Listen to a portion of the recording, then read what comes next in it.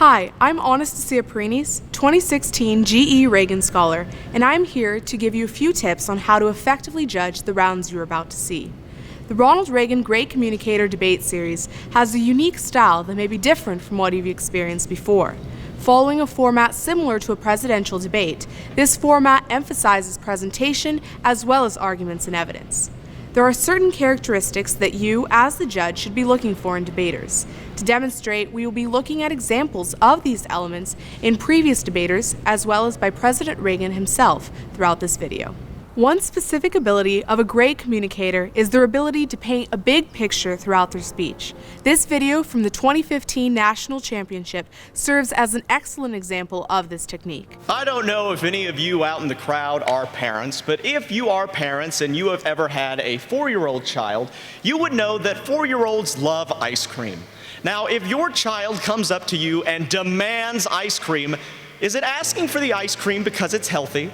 Well, I don't think so. Is it saying that it wants the ice cream only when it's in its best interest? Well, probably not. What it's wanting is ice cream right now. Now, my opponent would like to give you a rosy picture of the world where the United States, as the greatest crusader of all time, is able to liberate the entire planet, but not somehow use military force against all of the bad guys in the world. By correlating a child asking for ice cream to the opponent's argument for maintaining U.S. hegemony without the use of military force, this debater painted a big picture for the audience. Another key characteristic of a great communicator is their ability to use civility and humor to their advantage. Debaters should be likable and warm and should win you over with their charisma. A prime example of this statement is made at a debate during President Reagan's re-election bid. Let's take a look. Mr. Truitt, and I want you to know that also I will not make age an issue of this campaign. I am not going to exploit for political purposes my opponent's youth and inexperience.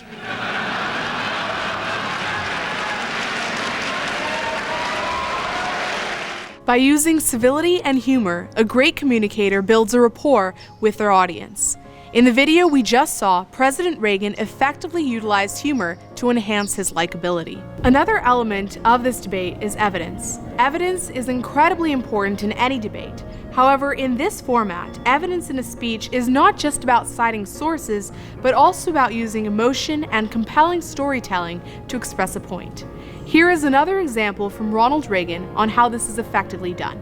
Once during the heady days of the Moscow summit, Nancy and I decided to break off from the entourage one afternoon to visit the shops on Arbat Street. That's a little street just off Moscow's main shopping area. Even though our visit was a surprise, every Russian there immediately recognized us and called out our names and reached for our hands. We were just about swept away by the warmth. You could almost feel the possibilities in all that joy. But within seconds, a KGB detail pushed their way toward us and began pushing and shoving the people in the crowd. It was an interesting moment. It reminded me that while the man on the street in the Soviet Union yearns for peace, the government is communist, and those who run it are communists.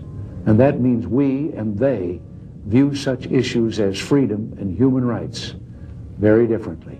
In this video, President Reagan tells a story to make his argument against the Soviet Union come alive with emotion, making his evidence far more compelling and convincing. Storytelling is a very compelling tool debaters can use to present evidence in a humanizing and relatable fashion.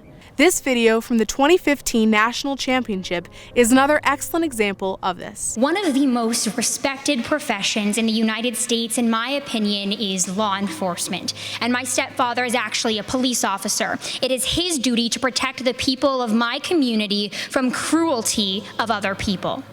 Even when my stepfather is not on duty and he sees someone who is being mugged or hurt, he feels obliged to act in a way that is going to help those community members, even when his badge is down. And this is so important because when the United States sees another country who is struggling, who is begging for freedom, and whose lives are being lost, it is imperative that we take action, not only for those people, but for ourselves as well.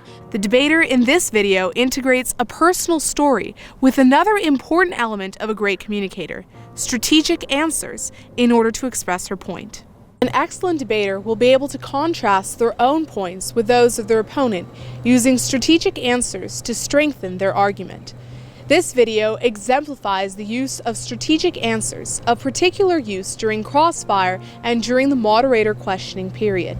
To maximize effectiveness, debaters should give concise, direct answers and present their case in a clear and organized manner. Talk about how in your balanced budget amendment plan, you would average revenue over the past 4 years and then use that as a predictor of the GDP in the next year. However, say we were in a recession for 4 years and that next year we got out of that recession. How can this be an accurate predictor for future income? Well, I think that the real argument here is the fact that you're basically making a case for Keynesian economics, the idea that when the economy is in free fall, we have to spend to cushion that fall. But even Keynes himself didn't argue that we needed to spend all the way throughout the business cycle. Indeed, we can't sustainably spend our way out of a recession. But I do agree that sometimes it's necessary to cushion that initial fall. This balanced budget amendment leaves enough space for government to cushion that fall without having a lot of tax increases or layoffs. It is equally important to note that while debaters should make strong and passionate statements, they should do so without being overly aggressive. In one of President Reagan's most famous speeches, this careful balance is displayed.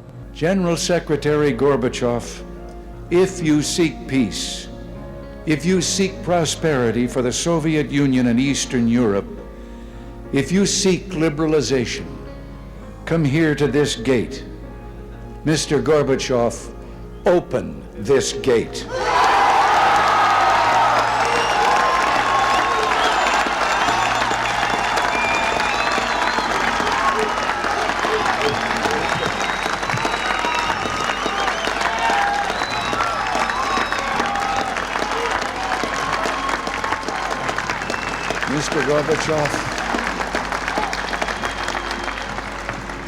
Mr. Gorbachev, tear down this wall. Through his powerful language and presentation, Ronald Reagan's Tear Down This Wall speech strikes the perfect equilibrium between a demonstration of strength and passion without being overly aggressive. When scoring rounds, please keep in mind the key characteristics of excellent debaters we just reviewed. When scoring, on your ballot you will record each debater's speaking scores. Opponents should not receive the same score, and the debater with a higher speaking score wins the round. Depending on your region, after scoring, you will have the opportunity to give written or verbal feedback. As this is a learning experience, please be sure your comments include a mix of constructive criticism as well as positive feedback. Thank you for watching this video and for donating your time today as judge. If you have any additional questions on your role today, please feel free to speak with our Reagan Education representatives. We hope you enjoy your time today. You may be in the presence of the next great communicator.